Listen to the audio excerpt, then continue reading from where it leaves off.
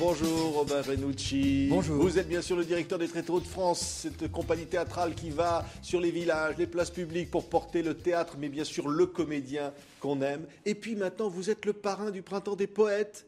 Et c'est pour ça qu'on a le plaisir de vous recevoir, parce que dans quelques instants, sur ce plateau, vous allez nous annoncer le nom du gagnant du grand concours de la poésie de cette année. Avec grand plaisir, oui, je suis directeur des Tréteaux de France et parrain du Printemps des Poètes, parce que c'est la même chose. Il s'agit d'accompagner ceux qui produisent quelque chose, ceux qui produisent de la parole, du symbole, du désir, puisque la poésie, c'est nommer quelque chose qui n'est pas présent, et le théâtre également, il fait naître par les mots ce qui n'est pas présent entre nous.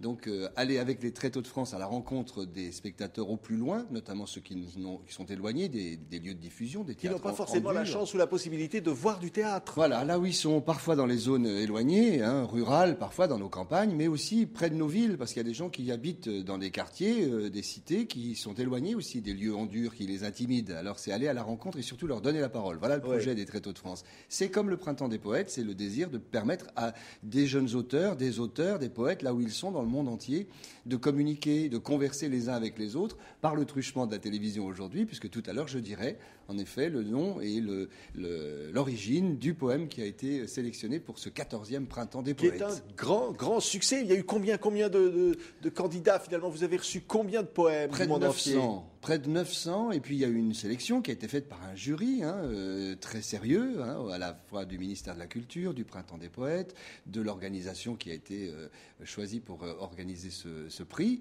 et puis des lettres du monde entier, depuis l'Afghanistan, la Chine, la Pologne, bien sûr en Europe, mais C'était du monde très entier. difficile de choisir dans tout ça, évidemment, parce qu'il y a vraiment beaucoup d'imagination, j'imagine. Moi, je n'ai pas participé à la première sélection, mais j'ai participé à la toute dernière, c'est-à-dire parmi la dizaine de ceux qui m'ont été proposés, 8, 5, et puis il faut bien choisir un. Alors, si j'avais à parler de critères de sélection, c'est simplement la façon dont la finesse, disons, de l'agencement de tous ces mots, puisqu'il s'agissait, avec les mots que je vais citer à nouveau dans un instant, de travailler une poésie, mais aussi le sens qui est derrière, l'ouverture à l'autre, le désir de partage, de rencontre, de conversation avec l'autre. Parce que la poésie, c'est jouer avec les mots. C'est un jeu, c'est un bonheur, c'est un plaisir, une nécessité presque. Oui, c'est une nécessité. C'est, comme disait Saint John Perse, le luxe de l'accoutumance, parce qu'autour de nous, nous vivons dans du monde connu, parfois même dans le repli, du entre-soi. Et lorsqu'on vit dans le connu, on ne se révèle pas soi-même. C'est face à l'étrangeté, à l'étranger, à la langue étrangère que l'on se reconnaît soi-même. Donc il y a un travail qui est fait d'approche de l'autre et de désir de partage de l'autre. Et dans le monde qui parfois devient communautariste, ou en tout cas dans le repli parfois sur soi-même, eh bien, s'approcher de l'autre, rencontrer l'autre, ça reste une des valeurs essentielles. La poésie, c'est une forme de résistance. Oui, je pense que c'est une résistance parce qu'il y a un grand courant que certains appellent le mainstream, qui est souvent celui de la consommation. Nous partageons les mêmes objets pratiquement autour de la planète, et puis malgré tout, il y en a 70% d'humains de cette planète qui n'ont ni le boire, ni le manger, ni le toit, et seulement quelques pourcents, une trentaine, partagent vraiment la surconsommation. Alors la poésie, ça nous rappelle que c'est ensemble, tous ensemble, dans le partage des différences des uns avec les autres qui se conjuguent, que nous faisons humanité et société. Oui, avec des mots que l'on consomme finalement comme un besoin, comme on consomme de la nourriture, on se nourrit de mots. Oui, je dirais qu'elle nous nourrit, elle nous ressource plutôt qu'on la consomme, parce que lorsqu'on consomme, on se consume en même temps, alors que la poésie nous agrandit, elle nous multiplie, et toutes nos différences qui se conjuguent nous multiplient. C'est comme en amour, ça se démultiplie. Voilà. Oui. Rien ne retranche à l'autre dans la différence de quelqu'un. Oui, c'est quelque chose qui apporte, au contraire, plutôt quelque chose qui diminue. Alors, on s'est donné 10 mots. Je crois qu'ils ont allé les chercher chez Jean-Jacques Rousseau. Voilà, c'est des mots comme ça, parmi d'autres de la langue française. Des mots de notre langue française, qui est si belle et qui se partage. Il faut rappeler qu'il y a beaucoup de gens de pays étrangers qui nous ont écrit en langue française. Alors, je vais vous citer les mots qui étaient les mots de ce concours.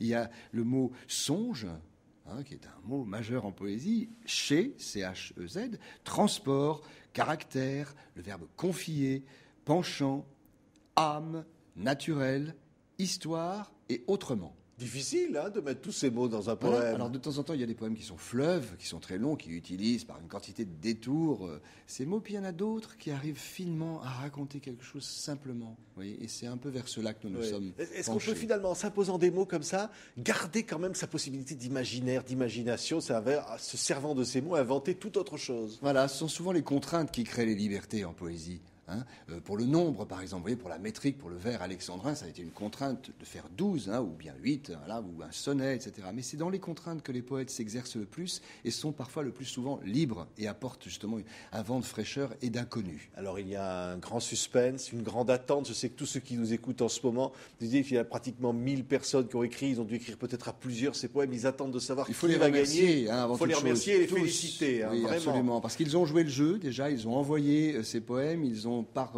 le biais de TV5 entendu le message, donc répondu. Donc quand on sait que dans le monde entier des gens se parlent et se répondent de cette manière, pour la poésie, c'est très riche et moi je les remercie de tout cœur. Qui est le grand gagnant? Alors il y avait donc dans les derniers, sur les 5 derniers, un poème qui venait d'Autriche, ça frémit en Autriche, du Portugal, de Pologne, de France bien sûr, et puis de Chine, de Shanghai particulièrement, et c'est le poème depuis la Chine, depuis Shanghai, qui nous est parvenu, d'Éric Mangin, qui, dans un poème très court, vous allez l'entendre, réunit quelques pensées qui nous sont chères. Son poème s'appelle « De l'âme du poète ». Chez qui la parole est volée, elle est une aile du silence. Chez qui la marche est forcée, elle est un zèle de défiance. Elle est l'espoir des voix bâillonnées, la compagne du songe abandonné, malgré les transports de douleur où la lucidité semble vouloir la jeter. Elle sait confier avec caractère son penchant naturel pour la félicité. L'âme du poète saisit l'histoire autrement. Magnifique, magnifique gagnant. Voilà. Il s'appelle comment? Éric Mangin de Chine. Vous voyez, dans un poème court, quelques lignes comme cela. Tout est dit. Eh bien, tout est dit. Hein, on a les mots, mais on a surtout le sens de ce désir de partager l'autre et puis de parler d'une situation, voilà, du bâillonnement. Un magnifique stylo gravé, voilà. Bon, voilà. Tout ça va lui être envoyé. Vous aviez quelques mots à nous dire, un autre poème, parce que l'esprit finalement. Brièvement, ce désir de partage, d'ouverture, d'humanité, c'est la rencontre avec l'autre, comme je le disais, l'ouverture aux langues étrangères, et rappeler que nos langues, elles sont toutes faites du mélange de nos partages de langues étrangères sur un pays. Alors en France, on oublie que nos langues, belle langue française, est chargée de langues étrangères. Et voilà ce que nous dit Bernard Chambaz, qui participe régulièrement dans ses poèmes au printemps du poème, le printemps des poètes. Donc ce petit poème est d'occasion, faut-il le rappeler. S'il fallait renvoyer chez eux les mots arabes ou arabo-persans, ça ferait du monde et un drôle de vide sur notre carte de séjour. Azur, hasard, d'algèbre à zénith, jupe, ce serait dommage, et matelas, et nuque, mon amour, abricot, sirop, et sorbet, et sucre, et tambour, sans oublier la famille tambourin, tambour battant, et guitare, lutte, lilas, nénuphar, orange, maboule comme azimut, qui va bien, et comme zéro, qui nous résume. Et on serait bien ennuyé. C'est sûr. De Bernard Chambaz. Il n'y a rien à dire. Hein, tout est dit sur la langue. Et le plaisir de la rencontre et de cette étrangeté qui nous rend davantage nous-mêmes. Bravo à tous ceux qui ont participé. Bravo aux gagnants donc, de ce Printemps des Poèmes, le parrain Romain Renucci qui était avec nous. Je vous renvoie bien sûr au site de TV5 Monde pour trouver toutes les informations sur cette semaine de la langue française et ce Printemps de la poésie qui continue. Merci Robert Renucci. Et merci à TV5 qui nous a soutenus. Merci, à bientôt. À bientôt.